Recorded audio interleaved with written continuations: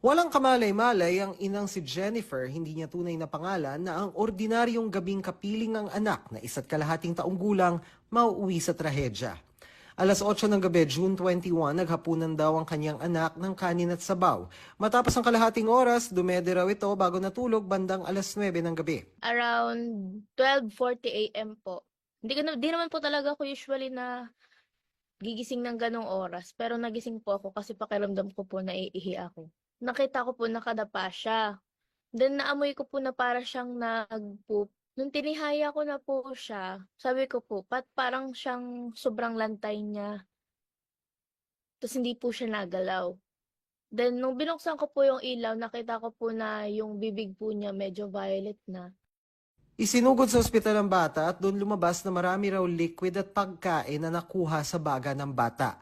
Base sa death certificate, pneumonia aspiration ang ikinamatay ng bata. Ang ibig sabihin daw po nun, marami po, yung mga contents po na galing sa tiyan, napunta daw po sa baga. Na ang dahilan daw po nun, dahil nga daw po, nasuffocate siya, nakadapa siya, ang instance daw po ng tao, pag hindi makahinga, masusuka.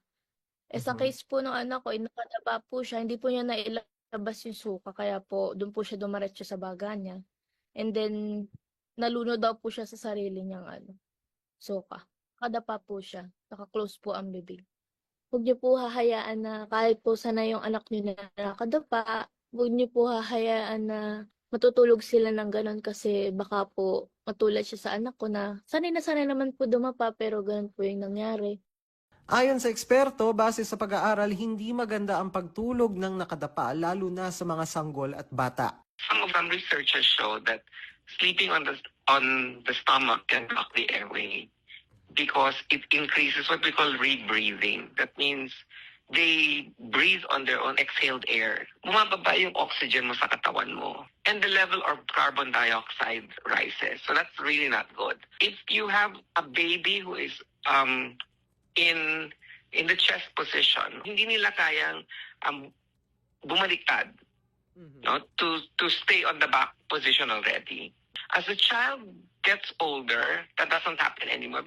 Kaya raw sa American Academy of Pediatrics, ikinakampanya ang back to sleep o pagsigurong hindi padapa ang pagtulog lalo na mga bata.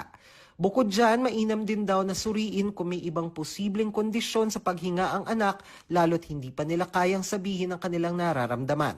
Para sa GMA Integrated News, Dano Tingkung ko, nakatutok 24 oras.